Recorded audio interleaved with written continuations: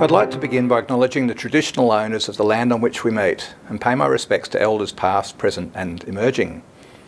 Hi, my name is Neil Singleton and I'm the Insurance Commissioner with the Motor Accident Insurance Commission here in Queensland.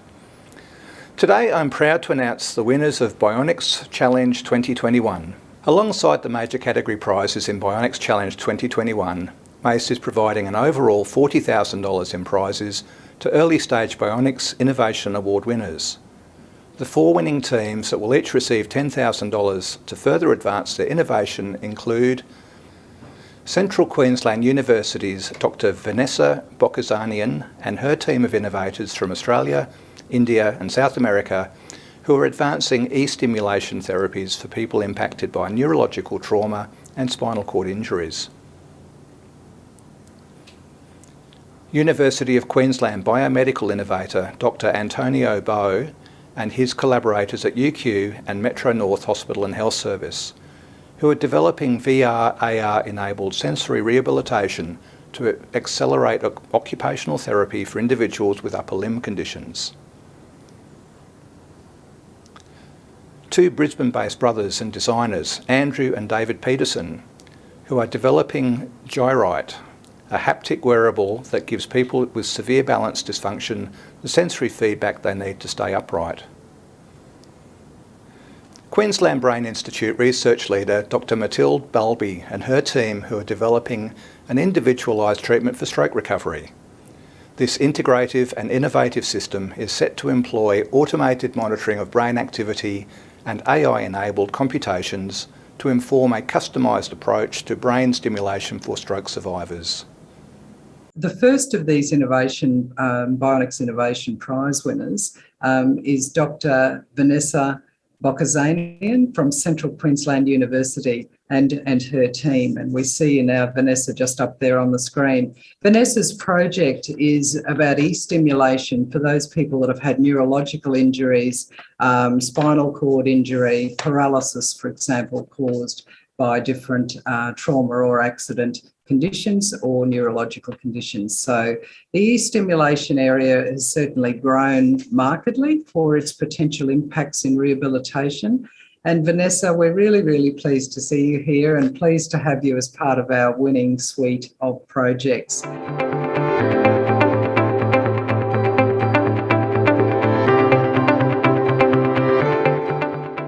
I have a question for you. Do you enjoy doing exercise? Do you enjoy going for a walk, going to the gym? We know that exercise generates improvements in muscle strength, endurance, and cardiovascular health. In other words, we know that exercise makes you stronger, healthier, and happier. Now, imagine for one moment that you're unable to get these benefits of exercise because you're unable to use your muscles in your legs at all. Well, that's a reality for someone with spinal cord injury. Spinal cord injury is a devastating injury that happens worldwide. 20,000 people have a spinal cord injury and 400 new cases are being reported each year in Australia. The health, social, physical, and psychological impact is really significant. But the main key problems are the paralysis and that inability to exercise, along with spasms, poor circulation, pressure sores, bladder and bowel issues. So how can we help people with spinal cord injury overcome these key problems? Well, one fantastic option is to use eStim as a bionic innovation. eStim is a great clinical tool and has proven evidence of improvements in most of the key areas that we mentioned. We also know that eStim have the support from the end users worldwide. However, finding the right stimulation protocol in people with spinal cord injury, that's quite problematic. Also, the use of eStim is not widely accepted and not adopted systematically in everyday clinical practice. And there's many reasons related to that, but the main ones are about the lack of understanding of the benefits and lack of familiarity on how to use eStim appropriately and safely. So what we propose is to develop and evaluate an innovative eStim intervention and also the ecosystem to implement it. We want to really increase and disseminate the use of eStim as a clinical tool in Australia and overseas. Now, Antonio will now explain the technology innovation that we are proposing. Most stimulators today are built as standalone devices that do not facilitate the integration with different exercise for people with spinal cord injury. One alternative then to provide this technology to end users is actually to develop your whole new device. That's what we've done in the past, developing those quite conventional look device, and that's something we're actually working now, developing a little bit more miniaturized version of those cool complete stimulator device.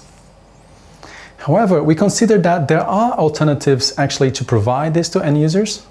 And one solution would be actually to develop software libraries that could be integrated into stimulators that are already used in the market. By doing that, we could modify the way that electrical stimulation is controlled, then enabling the practice of different modalities such as cycling, rowing, and so on. However, we also understand that integrating software in somebody else's hardware may be something challenging, both in terms of the regulation required and also technical challenges. With this in mind, in this project, we have developed an innovative solution that's based on an additional intelligent hardware that's connected between a conventional stimulator and the patient.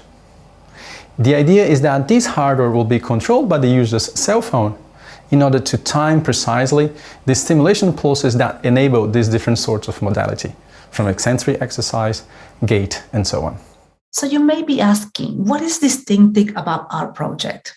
Well, we want to develop a bionic culture with two main characteristics. The first one is we want to have a broader economic benefit, but we want to keep the clinical setting in the context. And the second one is that we're going to be involving the person with spinal cord injury, Lian, in the designing from inception to the implementation stages of our project. So our team has expertise as clinicians, researchers, and lecturers in physiotherapy, occupational therapy, and biomedical engineering. But most importantly, our team has Lian, who, apart from being an excellent ethics admin officer, she has been living with spinal cord injury for almost 40 years. And as such, her expertise and end user voice will be our main focus. So we have planned 4 stages in which we're firstly going to be focused on the research development at the same time that we will aim to build partnerships with clinicians, end users, and industry partners. The first stage is the testing of the eSTIM protocols so they can be safe and efficient, and we're going to be using a research method. This will inform the refinements and improvements of the software and hardware what we're trying to create. In the second stage, we will focus on the effectiveness and provide evidence on clinical outcomes. This will be related to the increases in muscle mass, decreases in spasms, improved circulation and pressure source, and overall quality of life. In the third stage is the implementation stage, which will aim to translate the findings in clinical practice by partnering with different clinical and rehabilitation clinics in order to educate therapists and patients and gather their perceptions on how this can be implemented effectively in practice. We will make adjustments and take feedback into consideration before moving to the next stage. Finally, the fourth stage, we will plan the commercialization strategy by partnering with existing companies to either sell the hardware and software to be integrated in their existing devices, or sell our expertise and evidence for them to apply that knowledge into a device that can be used both in the clinic and at home. The potential of our project to impact people with spinal cord injury in diverse regions and healthcare settings is quite important because we really want to access remote and rural healthcare so people living in those areas can have access to these technologies. We really want to translate the technology in the clinical practice and home devices, both locally and internationally. Finally, I believe these studies would allow people with spinal cord injury to have access to similar muscle and health benefits as the ones that we all enjoy by doing exercise. By doing this, we want to allow people with spinal cord injury become stronger, healthier, and happier, just like Superman.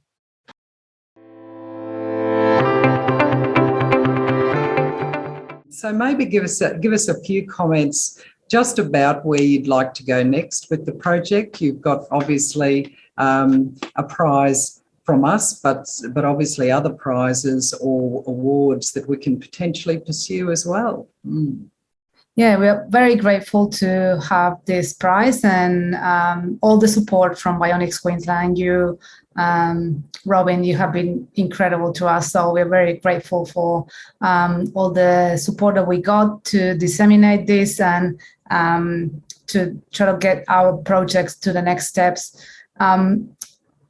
I think like it will really help to really work on the translation of the project into clinical practice. I think that's the main key that we're really interested in kicking start and doing it sooner rather than later, because we know that getting grants and getting money to do research, it takes so much time, and it's so unless you are a researcher dedicated academic, which we are not, we are mainly teaching based, so our limited time is really very constrained in terms of getting those big bucks. So this really help us at least get one of the main aims, that is to really translate our technologies to the clinical practice and to the end users. We really want to get results now. We cannot really wait because these people are having these issues now. These technologies have proven evidence, and we can continue working on that evidence, and that's something that we are committed to do. But we really want to provide people with physical disabilities a solution that they can use now.